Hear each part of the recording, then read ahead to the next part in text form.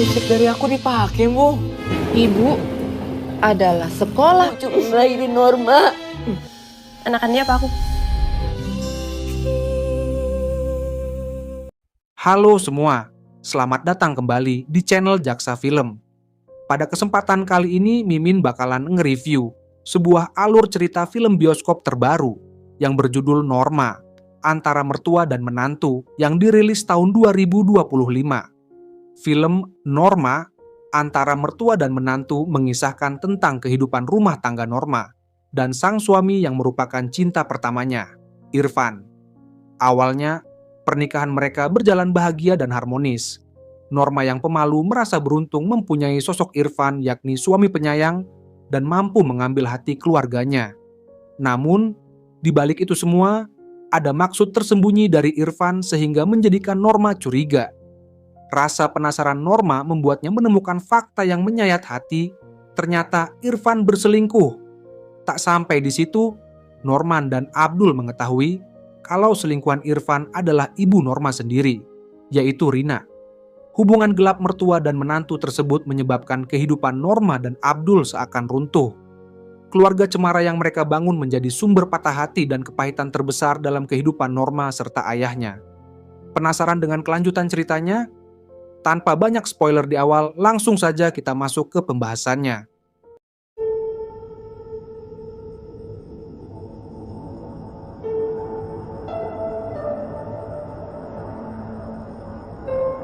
Di awal film diperlihatkan suasana pengajian di suatu TPA kanak-kanak. Di sini diperlihatkan seorang anak dan ibunya yang masing-masing bernama Norma dan Rina. Norma adalah wanita soleh dan sebagai tenaga pengajar di sekolah ini.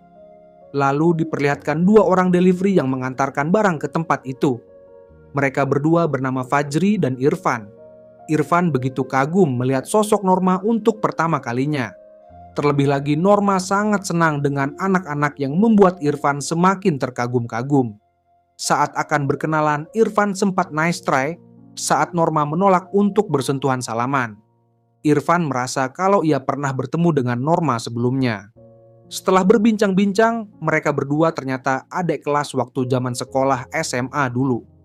Di perjalanan pulang, Norma memberitahu ibunya kalau ia ada tawaran mengajar di sekolah dasar sebagai guru agama, menggantikan temannya yang sudah resign. Rina mengatakan kalau kerja di TPA aja kadangkala Norma tidak membantunya membuat mie ayam, apalagi sampai kerja di sekolah dasar. Namun Norma berjanji akan mengatur waktu agar ia tetap bisa membantu ibunya. Tetap saja ibu tidak menjawab, mengisyaratkan ia tidak setuju dengan tawaran itu. Setibanya di rumah, di sana sudah ada suami Rina menunggu yang bernama Abdul. Setelah bersalaman, Rina langsung masuk kamar tanpa basa-basi dengan sang suami. Padahal Abdul baru saja tiba dari Jakarta. Berbeda dengan Norma yang begitu senang bisa melepas rindu dengan ayahnya. Setelah itu, Norma membawa ayahnya keluar untuk mengajaknya jajan. Norma bertanya kenapa ayah tidak cari kerja saja di sini biar bisa selalu bertemu dengannya. Ayah menjawab kalau rezekinya sudah ada di Jakarta. Dan lagian, kerja di daerah sini gajinya tidak seberapa dibanding di Jakarta. Di sini ayah menyinggung Norma, yang sampai sekarang belum memiliki pasangan. Ia menasihati Norma jika nanti punya pasangan, cari laki-laki yang sholatnya rajin, bagus agamanya, enak diajak ngobrol dan humoris. Di sini tiba-tiba Irfan datang juga karena ingin jajan mie ayam. Ia berkenalan dengan ayahnya Norma. Saat first look Irfan, ayah mulai menggoda Norma yang sangat cocok dengan kriteria yang tadi disebutkan. Pada keesokan harinya, Irfan menemui Norma dan berniat meminta nomor ponselnya. Namun Norma beralasan kalau seharusnya tidak perlu meminta nomor ponsel karena sudah sering bertemu. Di esok harinya juga begitu, tak henti-hentinya Irfan meminta nomor ponsel Norma, hingga Bude Fitri mencie-ciekan mereka berdua. Di malam hari, Umi Pia tidak jadi pulang bersama dengan Norma karena ada urusan mendadak. Tepat saat itu, Irfan datang dan meminta izin ke Umi untuk mengantarkan Norma pulang. Karena darurat, Umi mengizinkan Irfan mengantar Norma pulang, asalkan ia berjanji tidak macam-macam dengan Norma. Singkat cerita, Irfan pun berniat membonceng Norma. Tapi sialnya, motor Irfan tiba-tiba saja mogok. Alhasil keduanya pun berjalan barengan. berbincang-bincang sambil mendorong motor yang mogok. Dulu Irfan ternyata adalah rebutan cewek-cewek di sekolahnya. Norma sempat salting saat Irfan bertanya apakah Norma salah satu di antaranya. Selang beberapa menit akhirnya mereka berdua tiba di rumah. Sebelum masuk, Irfan memberikan permen lollipop kepada Norma. Rina yang melihat Norma di luar langsung menyuruhnya masuk. Irfan pun sempat sok asik dan mengajak Rina untuk kenalan. Namun niat baiknya tidak digubris dan mengajak Norma untuk segera masuk ke dalam rumah. Ibu memarahi Norma yang kelihatan dekat dengan pria. Norma bertanya, kenapa ibu tidak pernah senang melihatnya berteman dengan pria. Namun ibu hanya menjawab kalau ia tahu apa yang terbaik buat Norma. Dan Norma harus mendengarnya jika tidak ingin durhaka. Di esok harinya, Irfan bertanya ke Norma, kenapa ia terlihat menjauhinya. Norma berkata jujur, kalau Rina tidak suka dengan Irfan. Di sini Irfan tanpa basa-basi langsung mengatakan kalau ia mau serius dengan Norma. Norma pun bersedia dan meminta Irfan untuk berhadapan dengan ibu. Irfan pun berusaha untuk bisa dekat tipis-tipis dengan ibu. Namun Rina tetap cuek dan bersikap dingin kepada Irfan. Di malam hari Norma memberikan hadiah ke ibu yang dititipkan Irfan kepadanya. Ternyata hadiah itu berupa lipstik, tetapi Rina tidak begitu suka dan langsung memasukkan lipstik itu ke dalam laci. Di esok harinya Irfan membawa Norma ke rumahnya untuk diperkenalkan kepada ibunya. Setelah berkenalan singkat, ibu Irfan kembali menelepon dan terlihat sibuk dengan urusannya sendiri. Irfan sampai menegur ibu, namun ibu tetap sibuk dengan urusannya. Irfan sampai harus minta maaf karena merasa tidak enak dengan Norma. Beberapa hari kemudian, Irfan menghadap Rina untuk meluruskan niatnya menikah dengan Norma. Alih-alih menjawab, Rina malah mengusir Irfan pergi dari rumah itu. Karena hal itu, Norma bimbang dan sempat ingin putus hubungan dengan Irfan karena takut durhaka. Namun Irfan tetap ingin berjuang dan mengajak Norma ke Jakarta untuk meminta restu kepada Abdul. Setelah bertemu Abah, ia merasa kalau Irfan betul-betul serius dengan Norma karena rela-rela datang ke Jakarta hanya untuk meminta restu darinya. Terlebih lagi Norma juga sudah cinta dan ingin serius dengan Irfan. Pada akhirnya Abah merestui dan untuk Rina biar jadi urusannya. Di malam hari Abdul memberitahu hal itu kepada Rina. Rina begitu kaget apalagi ia akan dilangkahi oleh anaknya sendiri. Perlu diketahui bahwa Abdul dan Rina ini sudah lama pisah. Abdul akan tetap menikahkan mereka berdua, baik Rina setuju ataupun tidak setuju. Singkat cerita, pernikahan Irfan dan Norma pun akhirnya terlaksana. Abdul berpesan kepada Irfan untuk menjaga Norma dan ibunya. Setelah itu dilanjutkan sesi foto keluarga yang menjadi ikonik dalam film ini maupun real life. Di awal-awal pernikahan, mereka berdua terlihat harmonis dan membuat Mimin yang jomblo 22 tahun ini iri. Mereka berdua juga membuat tabungan yang nantinya akan diberikan kepada Rina untuk umroh. Norma sempat menyarankan Irfan apakah tidak sebaiknya nyari kontrakan untuk tinggal berdua.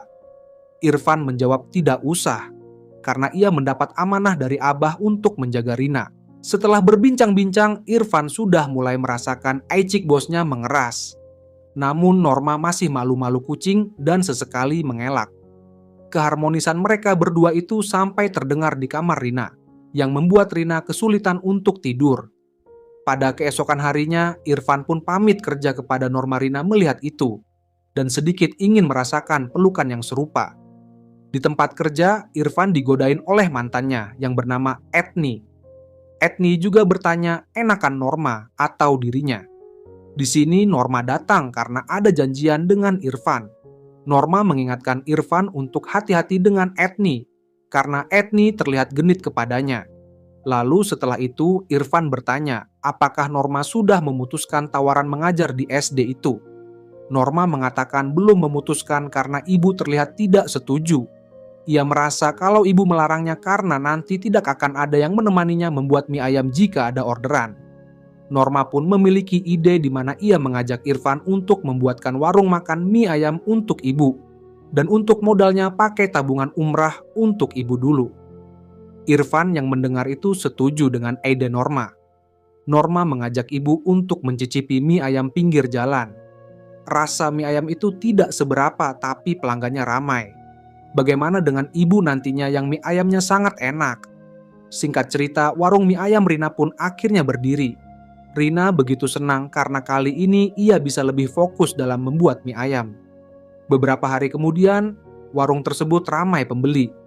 Ibu Irfan juga datang untuk melihat warung makan tersebut. Di malam hari, Norma pamit pulang duluan karena akan menyiapkan berkas-berkas Umi Pia.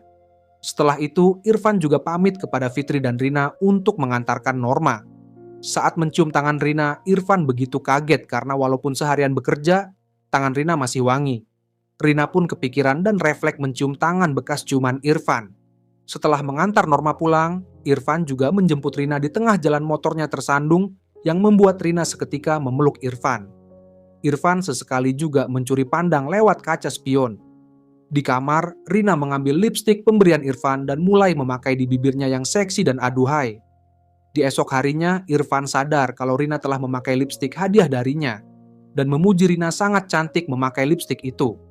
Rina sempat melihat Irfan dekat dengan Etni. Di malam hari, Norma mengecek riwayat chatan Irfan di ponselnya. Saat Irfan terbangun, ia menyuruh Norma jujur apa yang ia cek di ponselnya. Norma mengatakan kalau tadi siang ibu melihatnya mesra-mesraan dengan Etni. Namun Irfan menjawab kalau Etni memang begitu orangnya, ke semua cowok dan tidak cuman ke dirinya saja. Di tengah malam, Irfan terbangun dan melihat Rina masih menonton di ruang tamu. Irfan memberitahu Rina kalau tadi siang ia tidak bermaksud mesra-mesraan dengan Etni.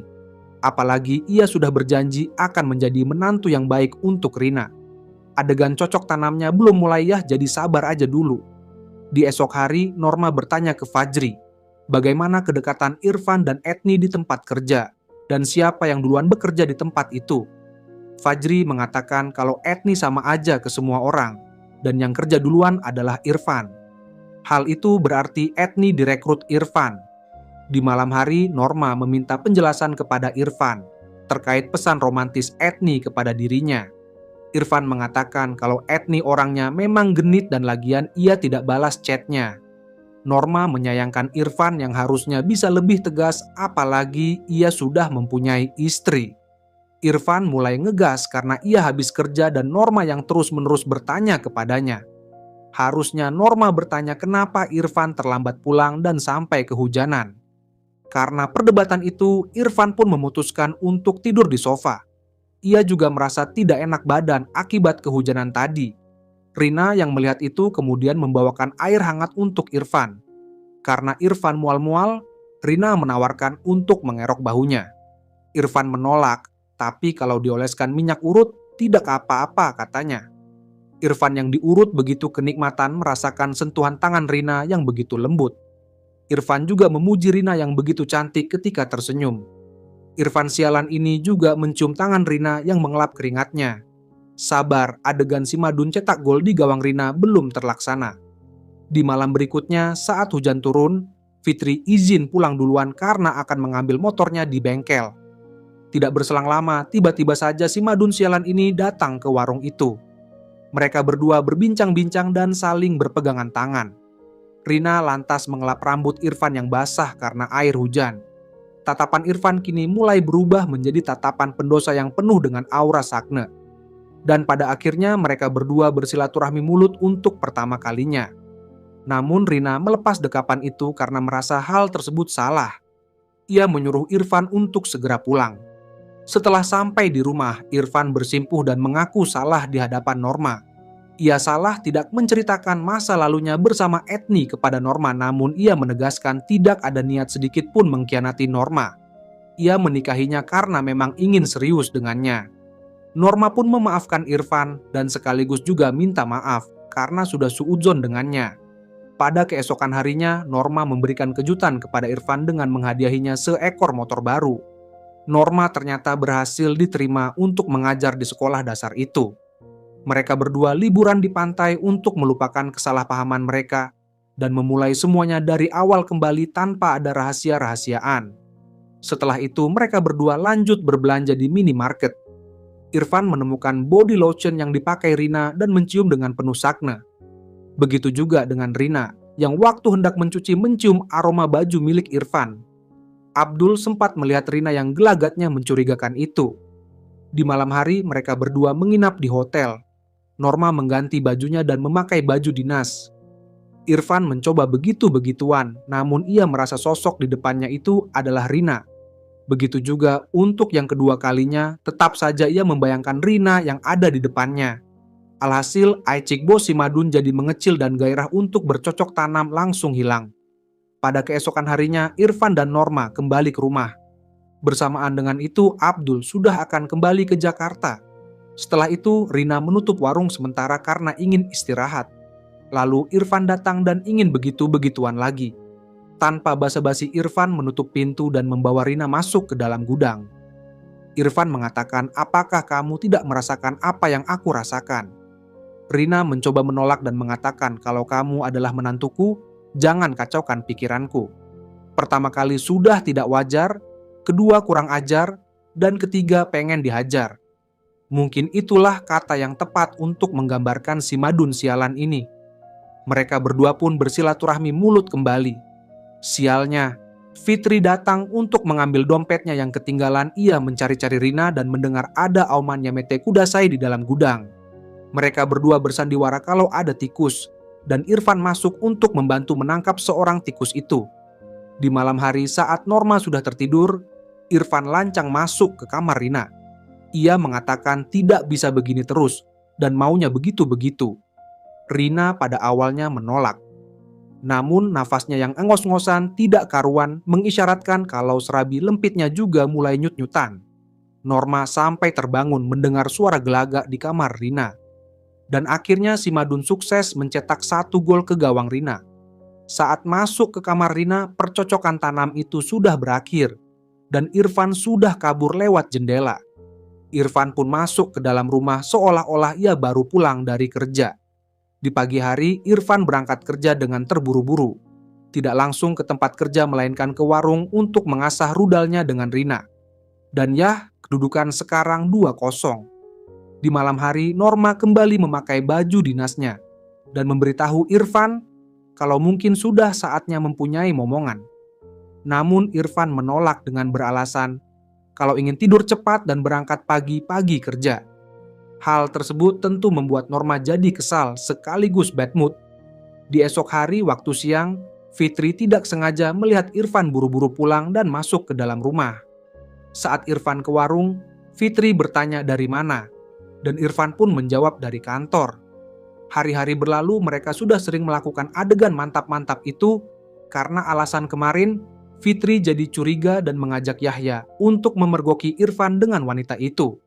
Benar saja, Yahya mendengar auman Yamate Kudasai Irfan dengan perempuan yang belum mereka tahu itu. Namun dari arah belakang muncul Rina dan bertanya mereka sedang ngapain. Fitri pun memberitahu Rina kalau di dalam kamar Irfan ia sedang main dengan perempuan. Mereka pun melabrak masuk ke kamar Irfan dan menemukan Irfan lagi rebahan santuy di kasur. Yahya mencari ke lemari dan bawah kasur, namun tidak menemukan perempuan itu. Karena hal itu, Yahya pun merasa tidak enak dan meminta maaf kepada Irfan. Namun Fitri tetap yakin dengan firasatnya kalau Irfan ada main belakang. Di malam hari, Irfan memberitahu kejadian tadi siang dan seolah-olah itu adalah sebuah lelucon untuk Norma. Norma pun mulai merasakan ada yang tidak beres dengan Irfan. Pada keesokan harinya, Norma dan Rina berkunjung ke TPA. Sepulangnya dari sana, Norma bertanya apakah Irfan berbohong kepadanya. Hal itu karena setiap kali ia pulang istirahat ke rumah tidak pernah mengabarinya. Namun Rina mengatakan kalau memang dari awal ia tidak setuju menikah dengannya. Dan jadinya sekarang Norma curigaan terus. Sore itu, Norma mendatangi kosan Etni yang ia tahu dari Fajri. Etni mengatakan bahwa siapa yang tak mudah jatuh cinta dengan Irfan, yang suka ngegombal tapi membuat kita serasa tidak digombal. Etni pada awalnya berpikir Irfan cowok baik-baik sampai akhirnya ia menemukan jahatnya. Saat pacaran, Irfan suka dengan sosok yang paham agama, pakai kerudung panjang dan punya sosok keibuan. Makanya Etni tidak heran waktu pertama kali melihat Norma sebagai istrinya Irfan. Di esok harinya, Norma berniat memberikan kejutan di hari ulang tahun Irfan dan menelepon Rina untuk mengajaknya memberikan kejutan itu. Namun Rina tidak menjawab, karena saat itu Rina lagi melakukan adegan favorit Mimin di situs latar biru. Saat lewat di depan rumah, Fitri memiliki firasat kalau Irfan pasti berulah lagi. Dan benar saja, motornya sengaja diumpetin agar tidak ketahuan. Norma yang datang ke tempat kerja Irfan diberitahu Fajri kalau Irfan sudah pulang setengah jam yang lalu. Hingga pada akhirnya Fitri melihat hubungan terlarang antara menantu dan mertua itu.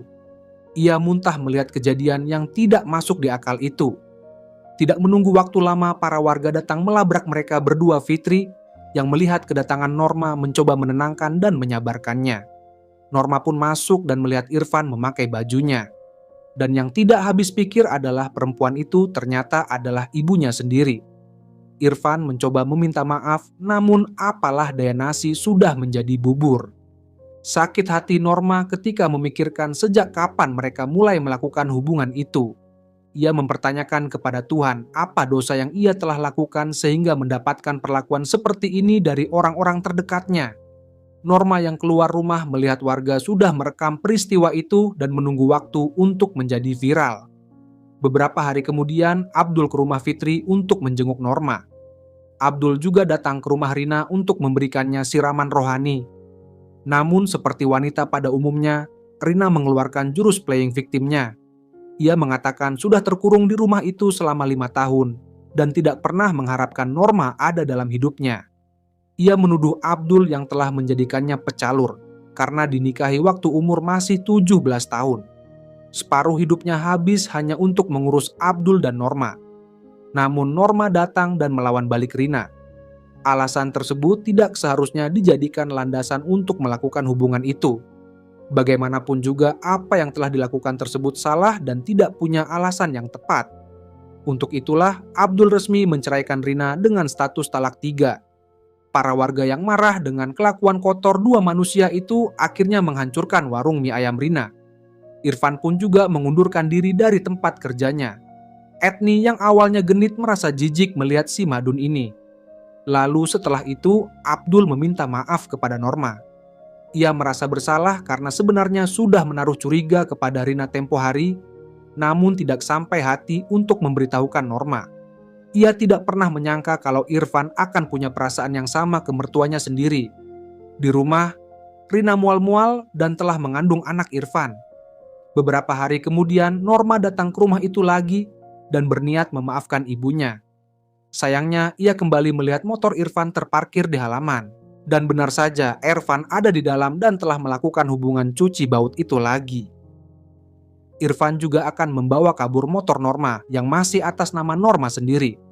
Namun apalah daya, Norma hanya wanita hingga Irfan membawa kabur motor itu dan diteriakin maling. Di malam hari, Norma berjalan di bawah derasnya hujan. Ia memberitahu ayah kalau ibu telah melakukan hubungan itu lagi. Abdul yang mendengar itu kena mental dan terkena serangan jantung. Beruntungnya nyawa Abdul masih bisa diselamatkan. Umi Pia mengatakan kepada Norma, kalau ia ingin melawan mereka berdua, pasti ia akan mendukungnya. Singkat cerita, kasus perselingkuhan itu dibawa ke pengadilan. Irfan mengatai Norma istri tidak tahu diri, yang harusnya maafin bukan ngelaporin. Abdul menyuruh Irfan berdoa agar suatu saat anaknya tidak merasakan sakit seperti yang dirasakan Norma. Dan ia sebagai bapak tidak merasakan sakit seperti yang dirasakannya. Alhasil, mereka berdua dinyatakan bersalah dan dijatuhi pidana penjara. Beberapa waktu kemudian, Norma datang menjenguk Rina di sel tahanan. Ia memberikan tabungan yang awalnya ia siapkan untuk keberangkatan mereka umrah. Walaupun sering disakiti, Norma tetap mengungkapkan rasa sayangnya kepada ibu. Saat melangkahkan kaki, Rina berkata kalau Norma tidak salah apa-apa. Ia juga sudah berusaha sayang kepada Norma semampunya, tapi memang tidak bisa. Dan akhirnya film pun selesai. Oke guys, mungkin cukup sekian. Terima kasih yang telah donasi dan memberikan semangat buat Mimin. Jangan lupa like, subscribe, dan berkomentar sebanyak-banyaknya untuk request film terbaru ke depannya. Akhir kata, sampai jumpa di video selanjutnya.